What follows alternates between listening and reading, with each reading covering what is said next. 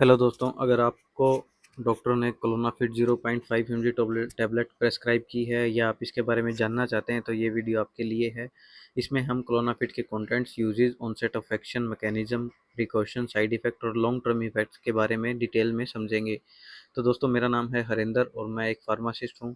स्वागत है आप सभी का आपके अपने यूट्यूब चैनल मेडिकामेंट के ऊपर। तो सबसे पहले बात करते हैं इसके कंटेंट की। कंटेंट है इसमें 0.5 mg में क्लोनाजिपाम, जो एक बेंजोडाइजेपिन ग्रुप की दवाई है। यह मुख्यतः एंजाइटी, एपिलेप्सी और कुछ तरह के न्यूरोलॉजिकल कंडीशंस में दी जाती है।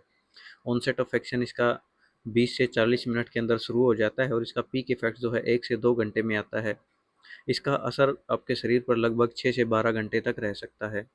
अगर इसकी बात करें मैकेनिज्म ऑफ एक्शन की, तो क्लोनाजिपाम एक गाबा न्यूरोट्रांसमीटर की एक्टिविटी को बढ़ाता है। गाबा हमारे ब्रेन का नेचुरल कामिंग केमिकल है जो न्यूरॉन की ओवर एक्टिविटी को कंट्रोल करता है। इसलिए ये दवा सीजर्स, पैनिक अटैक और एंजाइटी में ओवर एक्साइटमेंट को सप्रेस करने के लिए दी जाती है। अगर हम इसका इस्तेमाल देखें तो ये कहाँ-कहाँ इस्तेमाल होती है, ये एपिलेप्सी के अंदर और सीज़र डिसऑर्डर्स के अंदर इस्तेमाल होती है। जिन पेशेंट्स को मिर्गी के दौरे आते हैं, उनके अंदर ये इस्तेमाल होती है। पैनिक डिसऑर्डर के अंदर और एंजाइटी डिसऑर्डर के अंदर डॉक्टर इसको प्रेस्क्राइब करते हैं। अगर किसी पेशेंट की स्लीप डिस्टर्ब रहती है, वो बार-बार नींद में उठता है या उसको नींद अच्छे से नहीं आती, टाइम से नहीं आती, तब भी डॉक्टर इस दवाई का प्रिस्क्रिप्शन देते हैं। रेस्टलेस लेग सिंड्रोम में जब मरीज होता है और उसका एक पैर कोई ना कोई हरकत करता ही रहता है, हिलता रहता है, तो उस कंडीशन के अंदर ये टैबलेट जो है डॉक्टर के द्वारा प्रेस्क्राइब करी जाती है। इसके अलावा और भी न्यूरोलॉजिकल डिसऑर्डर्स में ये दवाई प्रेस्क्राइब की जाती है। अगर हम देखेंगे कॉन्ट्रा इंडिकेशंस क्या-क्या हैं क्लोनाफिट टैबलेट की, तो ये हर पेशेंट के लिए सेफ़ भी नहीं होती है। अगर किसी को सीवियर लीवर डिजीज़ है तो उसको ये टैबलेट प्रेस्क्राइब नहीं करी जाती। न्यूरो एंगल ग्लूकोमा अगर किसी पेशेंट को है तब भी ये टैबलेट उसको नहीं दी जाएगी। मिस्थीनिया ग्रेविस के पेशेंट को नहीं दी जाती। अगर किसी को रेस्पिरेटरी प्रॉब्लम है तब भी नहीं दी जाती। अगर कोई पेशेंट है जिसका अल्कोहल का एब्यूज़ है या कोई ड्रग का एब्यूज़ है, कोई नशे की दवाइयाँ अगर उसने पहले भी खाई हैं और उनका एडिक्ट रहा है, तब भी ये टैबलेट जो है उस पेशेंट को प्रिस्क्राइब नहीं करी जाती।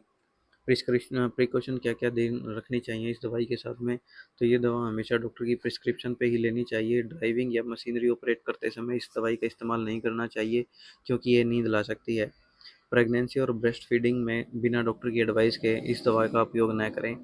अल्कोहल के साथ इसको हमेशा अवॉइड करें। ये डेंजरस सेडेशन कॉज कर सकती है और आपको इसके खामियाजे भुगतने पड़ सकते हैं। साइड इफ़ेक्ट्स क्या-क्या रहते हैं इस दवाई के साथ में? कुछ कुछ एक कॉमन साइड इफ़ेक्ट हैं, जैसे नींद आना, चक्कर आना, कन्फ्यूज़न रहना, मेमोरी डिस्टर्ब रहना, muscle weakness, coordination problem. Serious कुछ एक साइड इफ़ेक्ट हैं जो बहुत रेयरली आते हैं। सीवियर ड्रग एलर्जिक रिएक्शन हो सकती है, डिप्रेशन हो सकती है, मूड चेंज हो सकता है, किसी पेशेंट का ब्रीदिंग प्रॉब्लम्स उसको हो सकती हैं, और ओवर यूज़ करने पर या लॉन्ग टर्म यूज़ करने पर सुसाइडल थॉट्स हो सकते हैं या फिर एडिक्शन हो सकता है। तो इस तरह के इफ़ेक्ट से आपको बचना है। ओवरडोज़ इफ़ेक्ट्स की अगर बात करें, अगर कोई पेशेंट इसको ज़्यादा मात्रा में खा लेता है, तो उसको क्या-क्या दिक्कतें झेलनी पड़ेंगी, तो उसके ऊपर एक बार नज़र डालते हैं। तो एक्सट्रीम ड्राउज़ीनेस उसको हो सकती है, कन्फ्यूज़न हो सकता है, साँस लेने में उसको दिक्कत हो सकती है, कोमा तक की कंडीशन आ सकती है। तो ऐसे में आपको तुरंत अपने नज़दीकी हॉस्पिटल के अंदर संपर्क करना चाहिए। अगर कोई पेशेंट इसको लॉन्ग टर्म में लेता है तो उसको क्या-क्या, उसके शरीर पे क्या-क्या नुकसान जो होंगे, उनके ऊपर एक बारी देखते हैं। तो लॉन्ग टर्म यूज़ से डिपेंडेंस हो सकती है या नहीं। इस दवाई के लिए पेशेंट एडिक्ट हो सकता है, टॉलरेंस डेवलप कर सकता है। हो सकता है उसको ये 0.5 mg की दवाई जो है असर ही ना करे। मतलब आपको जो इफ़ेक्ट है उस तरह का अगर आपको असर लाना है शरीर में, तो उसको डोज़ की बढ़ानी पड़ सकती है आपको।